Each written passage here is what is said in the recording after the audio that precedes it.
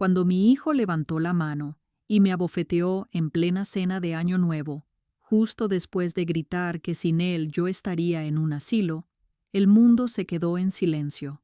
Sentí un ardor insoportable en la mejilla y el sabor metálico de la sangre en la boca, mientras mis piernas temblaban incapaces de sostenerme ante la mirada de todos. Él pensó que con ese golpe me había sometido para siempre, pero lo que no sabía es que en ese preciso instante acababa de firmar su propia sentencia definitiva. Suscríbete ahora mismo y activa la campanita para descubrir cómo termina esta impactante historia real que ha abierto los ojos a miles de madres. Este relato es vital para entender tus derechos y proteger tu dignidad frente al abuso familiar. Así que te recomiendo quedarte hasta el último minuto porque la lección final te cambiará la vida. Me llamo Graciela, tengo 68 años y les hablo desde mi casa en la colonia Obispado en Monterrey. Soy viuda y siempre creí que el sacrificio por los hijos no tenía límites ni condiciones. Pero la vida me enseñó de la manera más dolorosa posible que a veces hay que elegir entre el amor de madre y el respeto propio. Dicen que la cocina es el corazón del hogar. Pero esa víspera de Año Nuevo, mi cocina se sentía más bien como una trinchera minutos antes de que estallara la guerra. Recuerdo que estaba picando la nuez para la ensalada de manzana, esa receta que a mi difunto esposo tanto le gustaba. El cuchillo golpeaba la tabla de madera con un ritmo constante, tic-tac, tic-tac, casi como si fuera el segundero de una bomba de tiempo. Mis manos, que han amasado kilos de harina y cargado nietos, esa noche se movían con una precisión nerviosa que no podía controlar. Hacía un frío seco esa noche, de ese frío de Monterrey que no pide permiso y se te mete hasta los huesos, sin importar cuántos suéteres traigas puestos. Aunque el horno estaba prendido a todo lo que daba, cocinando la pierna mechada en su jugo de ciruela y vino tinto, yo sentía un escalofrío recorriéndome la espalda que no tenía nada que ver con la temperatura. El aroma de la carne asándose se mezclaba con el dulzor de la leche quemada, creando esa fragancia fiesta que en otros años me llenaba de alegría, pero que ahora solo me revolvía el estómago. Me detuve un momento para alisar el mantel bordado de la mesa del antecomedor. Lo pasé 3 veces con la plancha esa tarde porque quería que todo estuviera perfecto, impecable. Porque así somos nosotras, ¿verdad? Nos enseñaron que si la casa brilla, nadie notará que la familia se está cayendo a pedazos. A como las copas, escuchando ese tintineo cristalino que sonaba demasiado, frágil para la noche que se nos venía encima. Fue entonces cuando escuché el portazo. No necesité voltear para saber quién era. El sonido de las botas pesadas arrastrándose por el pasillo y ese suspiro de fastidio eran inconfundibles. Rogelio había llegado, mi hijo mayor, mi orgullo de otros tiempos, el hombre de la casa, o al menos eso le gustaba creer a él. Entró a la cocina sin saludar, aflojándose el nudo de la corbata con un gesto brusco. Lo primero que me golpeó no fue su presencia, sino el olor. Olía a whisky y a tabaco rancio. Una mezcla que se le había impregnado en el traje caro que yo misma le había ayudado a pagar. Apenas eran las 8 de la noche y sus ojos ya tenían ese brillo vidrioso que me avisaba que la fiera andaba suelta. Se quedó parado en el umbral, mirándome como si yo fuera un estorbo en mi propia cocina. En lugar de darme un abrazo de fin de año, soltó la primera queja. Dijo que seguro no había comprado suficiente hielo, que siempre se me olvidaban las cosas importantes. Su voz arrastraba las letras pesada y cargada de un resentimiento que yo no terminaba de entender. Luego hizo una mueca arrugando la nariz como si acabara de doler basura. Murmuró que la casa olía viejo, a encierro, a cosas que ya no sirven. Esas palabras se me clavaron más hondo que el frío de afuera. Esta casa que su padre y yo levantamos ladrillo a ladrillo con tanto sacrificio, ahora le parecía poca cosa. Sentí como el calor se me subía a la cara, no de vergüenza, sino de una rabia antigua que llevaba años tragándome. Bajé la mirada hacia la tabla de picar. Es lo que hacemos las madres, ¿no? Agachamos la cabeza para no provocar, para llevar la fiesta en paz. Metí las manos en los bolsillos de mi delantal y apreté los puños tan fuerte que sentí como mis uñas cortas se encajaban en la palma de mi mano. Quería gritarle, quería decirle que el único que estaba podrido por dentro era él, que el olor a viejo era mejor que el olor ingratitud que él despedía. Pero no dije nada. El timbre sonó en ese preciso instante. Los compadres, mis cuñadas, los sobrinos, la gente estaba llegando. Respiré hondo, tragándome el nudo que tenía en la garganta y me puse la máscara. Esa sonrisa ensayada que usamos para decir que todo está bien, que aquí no pasa nada, que somos una familia feliz recibiendo el año nuevo. Solté la nuez, me alicé el delantal y caminé hacia la sala, sintiendo la mirada de mi hijo clavada en mi nuca como una sentencia. La función tenía que continuar, aunque yo sintiera que el telón estaba a punto de caernos encima a todos. Mientras servía la cena, miré a Rogelio, reírse a carcajadas con su compadre Beto, con esa copa de tequila que no soltaba ni para respirar. Verlo así, tan dueño de la situación, me trajo un recuerdo amargo, uno que guardo en la misma caja fuerte donde escondo las escrituras de esta casa. Hace 10 años, esas mismas manos que ahora sostenían el vaso con arrogancia temblaban de miedo frente a mí. Rogelio se había metido en problemas serios, no de negocios, como le dijo a todo el mundo, sino de vicios y apuestas. Le debía dinero a gente muy peligrosa. Yo no lo pensé 2 veces. Fui al banco y firmé la hipoteca de mi propia casa, la única seguridad que mi difunto esposo me había dejado para mi vejez. Recuerdo que mientras firmaba los papeles, con el corazón estrujado y la pluma temblando, me repetía a mí misma esa mentira piadosa que nos contamos todas las madres. Todo sea por la familia. Pagué sus deudas, limpié su nombre, y a cambio él me juró que cuidaría de mí hasta el último día. Qué ilusa fui al creer que el dinero compra lealtad. Desde que faltó su padre, Rogelio se sentó en la cabecera de la mesa sin que nadie se lo pidiera. Al principio sentí alivio. Pensé que tenía a un hombre fuerte que velaría por nosotras, pero esa supuesta protección se fue torciendo poco a poco, como una planta enferma, convirtiéndose en un control asfixiante. Ya no era apoyo, eran exigencias. Me pedía cuentas de cada peso que yo gastaba de mi propia pensión. Criticaba mis amistades.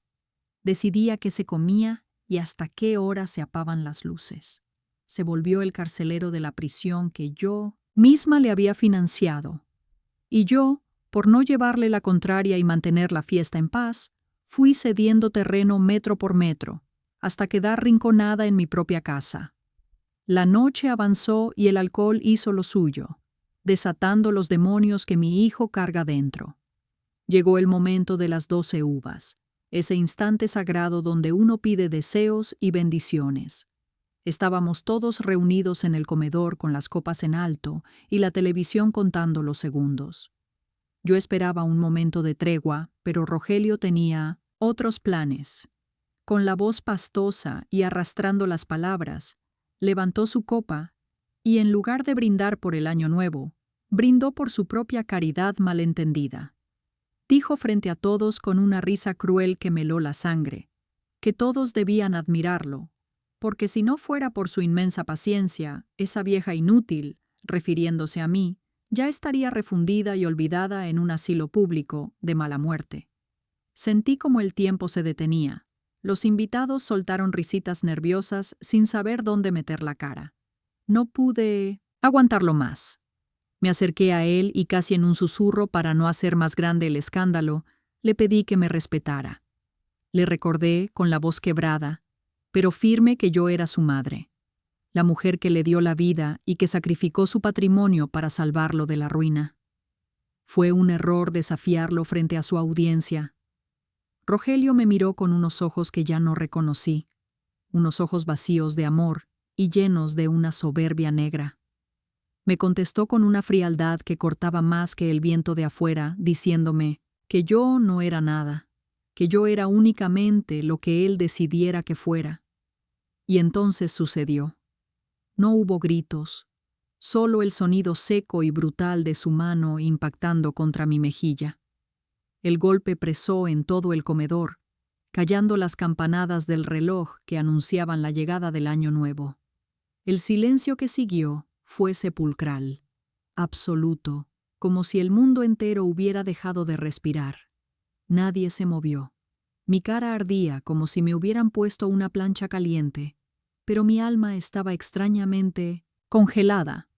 Vi por el rabillo del ojo como los invitados, avergonzados y cobardes, empezaban a tomar sus abrigos y bolsas, murmurando excusas atropelladas para salir de ahí lo más rápido posible.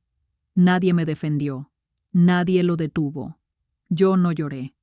Me prometí a mí misma en ese instante, mientras sentía el sabor metálico de la sangre en la boca, que no le daría el gusto de ver una sola lágrima mía.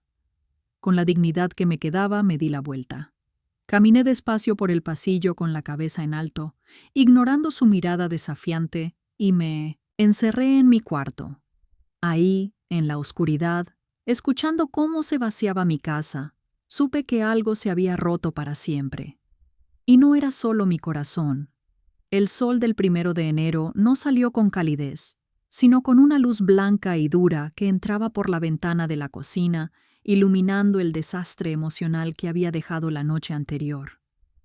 No pegué el ojo en toda la noche, pero curiosamente el insomnio no me dejó cansada. Al contrario, sentía una claridad helada en la mente, una lucidez que no había tenido en años. Mientras la ciudad dormía la mona de los festejos, yo ya estaba de pie frente a la estufa preparando el desayuno como si fuera un día cualquiera. Puse a dorar la carne seca para el machacado con huevo, el favorito de Rogelio.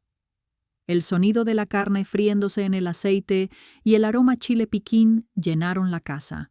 Una rutina doméstica que esta vez tenía un propósito muy distinto al del amor maternal. Mientras amasaba la harina para las tortillas, sintiendo la masa tibia y suave entre mis dedos, mi mente viajó atrás en el tiempo a la oficina del licenciado Treviño. Recordé sus palabras exactas cuando firmamos los papeles de la donación de la casa. Esa cláusula que en aquel momento me pareció una formalidad innecesaria, pero que el notario insistió en explicarme. La revocación por ingratitud. Me dijo que si algún día mi hijo cometía un delito contra mi persona, contra mi honra o mis bienes, la ley me daba el poder de quitarle todo lo que le había dado. Anoche, cuando la mano de Rogelio impactó mi cara, no solo me lastimó sin saberlo, él mismo firmó su sentencia. Ese golpe fue la llave que necesitaba para abrir los ojos y cerrar el candado de mi generosidad. Terminé de cocinar como una calma que me asustaba un poco. Serví el machacado humeante en su plato de siempre y apilé las tortillas de harina recién hechas en el tortillero bordado.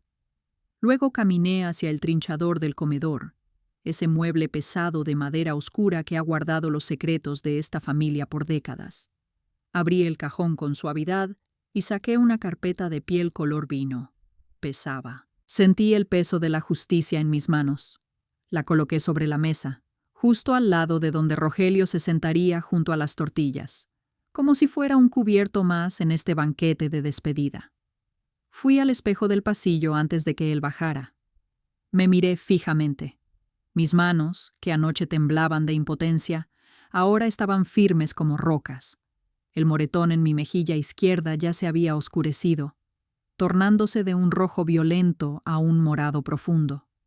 No intenté cubrirlo con maquillaje, al contrario, me recogí el pelo para que se lo viera bien, para que fuera testigo mudo de la verdad. Fui al ropero y saqué mi mejor rebozo, ese negro con hilos de plata que solo uso para las bodas o los funerales. Me lo acomodé sobre los hombros, sintiéndome protegida, investida de una dignidad que había olvidado que tenía. Escuché sus pasos en la escalera, pesados y torpes.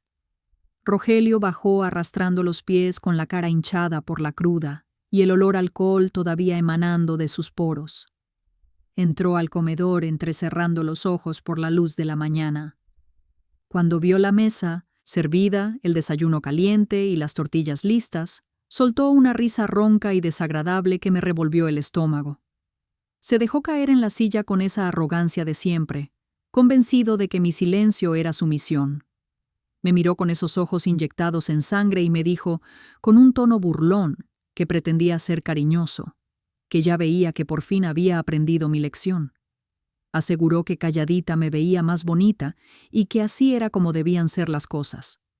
Sin notar la carpeta de piel a su lado, tomó una tortilla y empezó a comer, saboreando lo que él creía que era su victoria definitiva sobre mí.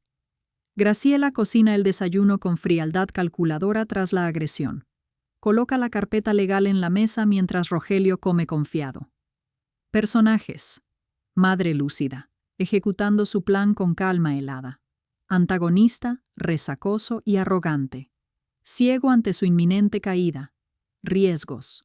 Patrimonio familiar legal. Trampa legal activada. Plazo inmediato. Factor regional. El ritual del desayuno norteño usado como escenario de sentencia. Verlo masticar. Con esa satisfacción me revolvió el estómago más que el miedo o el dolor del golpe. Se limpió la salsa de la comisura de los labios con el dorso de la mano, creyendo que mi silencio era su trofeo, que me había domado como un animal. Fue entonces cuando solté la primera verdad de la mañana. Le dije con una voz que no reconocí como mía por lo firme que sonaba, que se equivocaba rotundamente. No era que yo hubiera aprendido mi lugar, como él decía, sino que por fin había aprendido el suyo. Antes de que pudiera procesar mis palabras o soltar otro insulto, hice una pequeña seña con la cabeza hacia el pasillo de la sala, donde habían esperado en silencio sepulcral, desde que les abrí la puerta al amanecer. Entraron dos figuras que cambiaron el aire de la habitación. El licenciado Treviño con su traje gris impecable y esa seriedad de notario antiguo y un oficial de la policía municipal con el uniforme planchado y la mano cerca del cinturón. Rogelio se atragantó con el bocado. Soltó el tenedor sobre el plato, haciendo un ruido metálico que rompió la falsa paz del desayuno. Se puso pálido, pasando de la arrogancia al pánico en un segundo. Me gritó, preguntando qué demonios era todo eso, si acaso me había vuelto loca por traer a la policía a nuestra propia casa para hacer un escándalo. Yo no me. El licenciado Treviño no le dio tiempo de reaccionar ni de montar una escena. Abrió la carpeta de piel color vino que yo había puesto en la mesa y comenzó a leer con esa voz monótona y contundente que no admite réplicas. Leyó el acta de revocación de donación por ingratitud. Explicó, para que no quedaran dudas en esa cabeza dura de mi hijo, que la ley mexicana protege a los padres que donan sus bienes en vida cuando los hijos muerden la mano que les da de comer. El golpe de anoche, ese que me dejó la cara marcada frente a medio Monterrey, no fue solo un abuso doméstico, fue la prueba legal irrefutable que necesitaba para demostrar su ingratitud y cancelar el traspaso de la casa. La propiedad volvía a ser mía. El oficial dio un paso al frente y puso sobre la mesa, justo al lado de las tortillas de harina, una orden de restricción. Rogelio, impulsivo y violento como siempre, intentó levantarse de golpe con los puños cerrados y la cara roja de ira, tal vez pensando que podía intimidarme una vez más o romper los papeles. Pero el notario fue tajante y rápido. Le advirtió que tenía dos opciones muy sencillas: firmar la notificación de desalojo por las buenas en este mismo instante o salir de esa cocina esposado por las malas y directo al penal. Yo me quedé ahí parada frente a la ventana, viendo cómo el sol iluminaba la inmensidad del cerro de la Silla. Me sentí igual que esa montaña, inamovible, antigua y fuerte. Rogelio miraba de mí al policía y del policía al papel, buscando una salida, una excusa o a su madre sumisa que siempre lo perdonaba. Pero esa mujer ya no existía. Se dio cuenta con el terror en los ojos de que su reinado se había acabado con un simple desayuno. Ver a mi propio hijo firmar la notificación fue como ver caer un árbol podrido que uno mismo regó por años.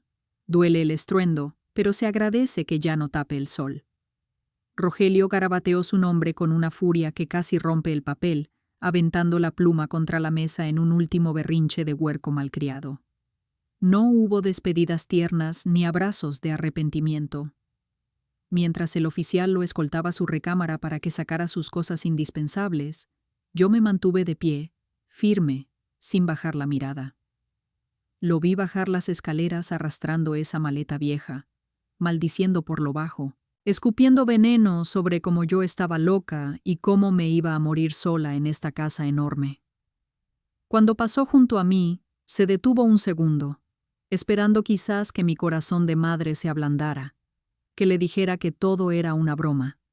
Pero yo solo le sostuve la mirada y pensé con una tristeza infinita, pero necesaria, que la Virgen te acompañe, mi hijo, porque aquí ya no tienes techo. El portazo final retumbó en las paredes de la colonia Obispado y luego sobrevino el silencio. Pero no fue ese silencio pesado y angustiante de anoche. Fue un silencio limpio, enorme, casi sagrado. La casa se sentía vacía, sí, pero por primera vez en 10 años también se sentía segura. El notario y el policía se despidieron con un respeto que hacía mucho nadie me mostraba, dejándome sola con los restos del desayuno que nunca se tocó. Me senté despacio en la cabecera de la mesa, mi lugar, el que debía haber ocupado siempre.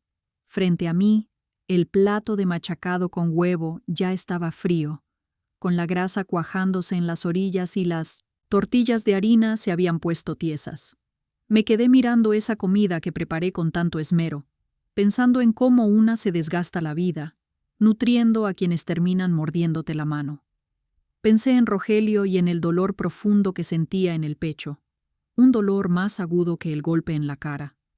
Perder a un hijo en vida es un luto extraño, uno que no lleva flores al panteón, sino que lleva cerraduras nuevas en las puertas. Pero mientras miraba la silla vacía, entendí que te la bañaste, Rogelio. Cruzaste una línea que ni la sangre puede borrar. Dios perdona, dicen los curas, y seguro Él lo hará, pero la ley de los hombres y esta madre cansada ya tuvimos suficiente. Me levanté con los huesos doliéndome un poco por el frío y fui a la estufa.